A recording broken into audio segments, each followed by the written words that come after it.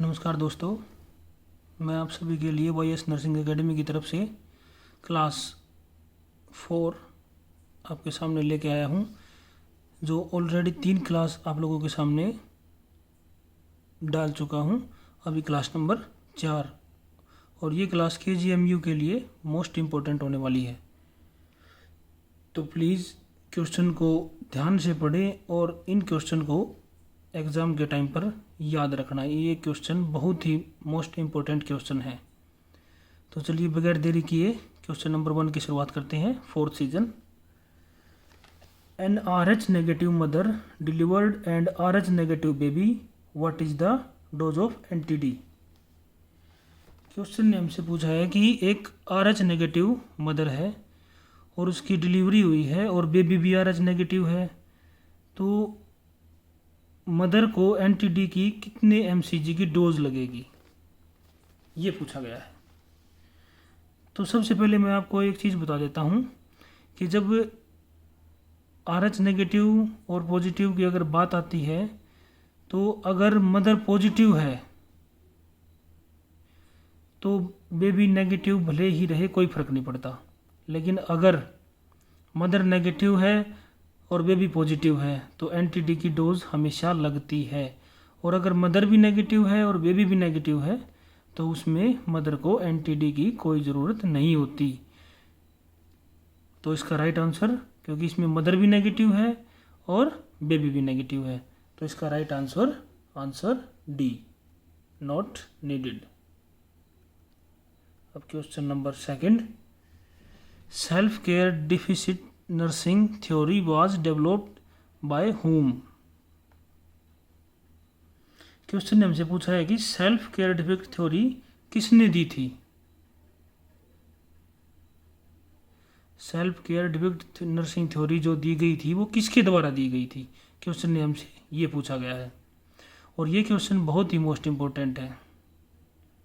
ये ESI में कई बार आ चुका है। ESI नर्सिंग ऑफिसर में कई बार ये क्वेश्चन आ चुका है और ये क्वेश्चन मैं आप लोगों के सामने दोबारा रिपीट करवा रहा हूँ। तो इसमें ज़्यादा सोचने की ज़रूरत नहीं है। ये जो डिफिकल्ट नर्सिंग थ्योरी थी जो ये डोरोथिया ओवन ने दी थी, इसका राइट आंसर A।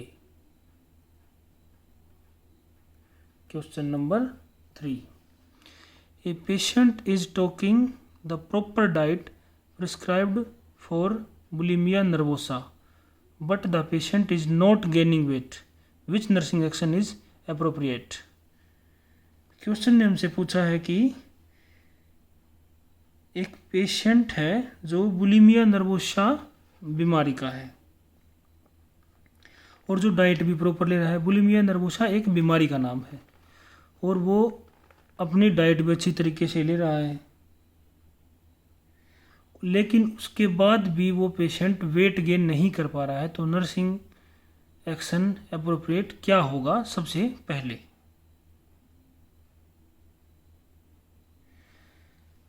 मैं आपको एक बात बता देता हूँ कि जो बुलिमिया नर्वोसा होता है और एक होता है एनोरेक्सिया नर्वोसा, इन दोनों में क्या फ़र्क होता है मैं आपको बताता हूँ। जो एनोरेक्सिया नर्वोसा होता है इसमें क्या होता है कि पेशेंट खाना ही नहीं खाता है। जो एनोरेक्सिया नर्वोसा मैंने आपको बताया, इसमें पेशेंट खाना खाता ही नहीं है, तो उसका वेट गेन तो होगा नहीं है। जो खाना नहीं खाएगा तो उसका वेट गेन नहीं होगा। और एक आपके सामने है बुलिमिया नर्वोसा। बुलिमिया नर्वोसा में क्या होता है कि पेशेंट खाना तो खाता है लेकिन उसको थोड़ा डर लगता है, भय लगता है कि कहीं उसका वेट ज़्यादा ना गेन हो जाए, तो इसलिए वो उल्टी कर देता है। वो मुंह के अंदर उंगली डाल के या वैसे भी जैसे भी पेशेंट उल्टी कर देता है। तो इसमें इसका राइट आंसर नर्सिंग की तरफ से ये बनता है कि हमें पेशेंट को ऑब्जर्व करना होता है 2 आवर्स तक।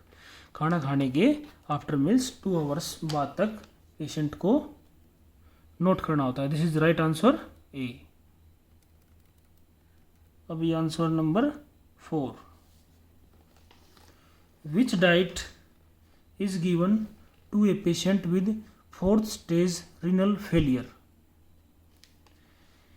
क्वेश्चन ने हमसे क्या पूछा है कि एक 4th स्टेज रीनल फेलियर का पेशेंट है उसको हम क्या डाइट देंगे। यानी फोर्थ स्टेज जो रीनल फेलियर की लगभग होती है वो लास्ट स्टेज होती है, ठीक है। तो उसने हमें पेशेंट को हम कौन सी डाइट देंगे जिससे पेशेंट को प्रॉब्लम ना हो। Is the right answer.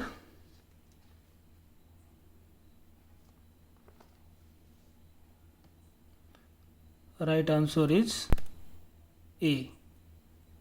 A right answer कैसे है? लो वॉल्यूम हाई कैलोरी। देखो जो रीनल फेलियर का जो पेशेंट होता है, मैं आपको बता देता हूँ, जो रीनल फेलियर का जो पेशेंट होता है उसमें वॉल्यूम हमेशा हाई होती है और पेशेंट को एडिमा होता है। जब अगर किसी पेशेंट की वॉल्यूम ऑलरेडी हाई है तो आप उसको वॉल्यूम हाई नहीं दे सकते। अब जैसे बी ऑप्शन है उसमें हाई वॉल्यूम है, हाई कैलोरी है। हाई कैलोरी तो ठीक है, लेकिन वॉल्यूम पेशेंट के अंदर ऑलरेडी ही ज़्यादा है तो आप नहीं बढ़ा सकते। जैसे option number C low volume, ठीक है, लो वॉल्यूम बिल्कुल है। लो कैलोरी, कैलोरी लो नहीं दे सकते क्योंकि वो पेशेंट को हमें लो कैलोरी नहीं दे सकते क्योंकि उसको हाई कैलोरी देनी पड़ेगी। हाई कैलोरी देने की वजह से उसकी वॉल्यूम ज़्यादा नहीं बढ़ पाएगी, वॉल्यूम को थोड़ा सा वो डाउन रखेगा। और हाई वॉल्यूम हाई कैलोरी तो बनता ही नहीं है। तो this is the right answer is A, low volume high calorie. Question number 5, megaloblastic anaemia is caused by. Question ने हमसे पूछा है मेगलोब्लास्टिक एनीमिया का कारण क्या है। मेगलोब्लास्टिक एनीमिया एक बीमारी का नाम है और ये बीमारी हमारे शरीर के अंदर विटामिन B12 और फोलिक एसिड की डेफिशिएंसी करवाती है। तो इसीलिए क्वेश्चन ने हमसे ये पूछा है कि मेगलोब्लास्टिक एनीमिया का कारण क्या है, और मैं बता चुका हूँ B12 और फोलिक एसिड की डेफिशिएंसी करवाती है। This is the right answer. Which one? तो चलिए आंसर की तरफ चलते हैं। Option A, phenytoin toxicity. चलो फेनिटोइन टॉक्सिसिटी के बारे में आपको बताता हूँ। एक बात यह है कि फेनिटोइन टॉक्सिसिटी के बारे में बताता हूँ, जब भी किसी मरीज़ को फेनिटोइन नाम की दवाई देते हैं तो उसके साथ में हम एक दवाई चलाते हैं जिसका नाम है फोलिक एसिड। जब भी हम किसी पेशेंट को फेनिटोइन टैबलेट चला रहे हैं और उस पेशेंट को हम साथ में फोलिक एसिड 5 mg वाली टैबलेट चलानी, this is the most important. वो क्यों? वो फोलिक एसिड की टैबलेट हम इसलिए चलाते हैं कि अगर हम फेनिटोइन की टैबलेट के साथ फोलिक एसिड की टैबलेट नहीं चलाएंगे तो पेशेंट को मेगलोब्लास्टिक एनीमिया होने के चांस ज़्यादा रहेंगे। इसीलिए मेगलोब्लास्टिक एनीमिया होता है वो फेनिटोइन की टॉक्सिसिटी से होता है, इसलिए हम उसके साथ में फोलिक एसिड टैबलेट चलाएंगे। तो चलिए right answer A, question number 6, condition that increase vulnerability to disease a non age vulnerability. Increase vulnerability condition पूछी है क्वेश्चन ने हमसे। क्वेश्चन ने हमसे पूछा है कि जो कंडीशन बताओ जो बीमारी होने की वुलनरेबिलिटी यानी दर को बढ़ाता है।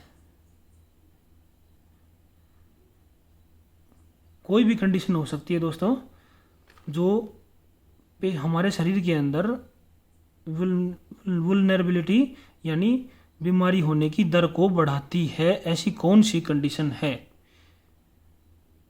ऑप्शन आपके सामने ए, बी, सी और डी। तो राइट आंसर चूज कीजिए। तो चलिए राइट आंसर की तरफ चलते हैं। ये तो आपको सबको पता होगा, जो हम इंक्रीज करते हैं शरीर के अंदर जब भी वुलनरेबिलिटी यानी कि बीमारी बढ़ने की क्षमता जो बढ़ती है, जो दर बढ़ती है, वो एक ही चीज़ से बढ़ती है, risk factor. This is the right answer.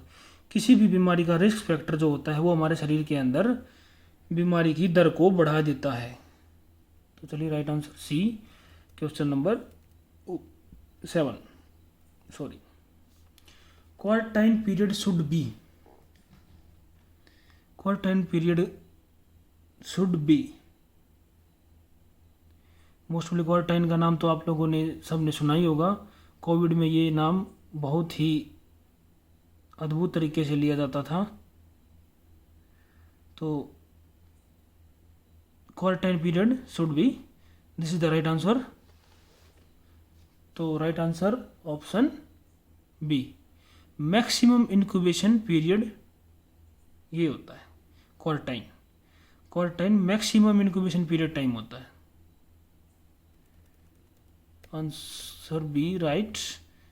Question number 8, brand traction is indicate is. Question ने हमसे पूछा है जो ब्रांड ट्रैक्शन होता है हम उसको किस काम में यूज लेते हैं, कौन से फ्रैक्चर में यूज लेते हैं, कहाँ यूज लेते हैं और मोस्टली किन पर यूज लेते हैं। ब्रांड ट्रैक्शन जो होता है मोस्टली हम बच्चों पर यूज करते हैं। और ये कहाँ यूज करते हैं, शरीर के अंदर ऐसा कौन सा पार्ट होता है जहां पर ब्रांड ट्रैक्शन यूज किया जाता है। तो this is the right answer, fracture of femur. This is the right answer. Mostly जो ब्रांड ट्रैक्शन होता है वो हम बच्चों पर यूज करते हैं और बच्चों पर यूज करने वाले ट्रैक्शन को हम फीमर में यूज करते हैं। This is the right answer. ये क्वेश्चन तो एग्जाम में लगभग आता ही रहता है। क्वेश्चन नंबर 9, इस क्वेश्चन को तो आप कभी मत भूलना। ये क्वेश्चन तो 100%, 100 नहीं 101% ये एग्जाम में आता ही आता है। In rural area plain one sub centre is established for a. Question हमसे क्या पूछा है, रूरल एरिया और वो भी प्लेन, एक रूरल एरिया है और वो प्लेन एरिया है, तो सब सेंटर एस्टेब्लिश क्या होगा, उसकी जनसंख्या बताओ सब सेंटर की। जैसे हमारे CHC PHC होती हैं उस तरीके से रूरल एरिया की, रूरल एरिया है प्लेन एरिया है। राइट आंसर कैसे कीजिए। This is the right answer is A 5000।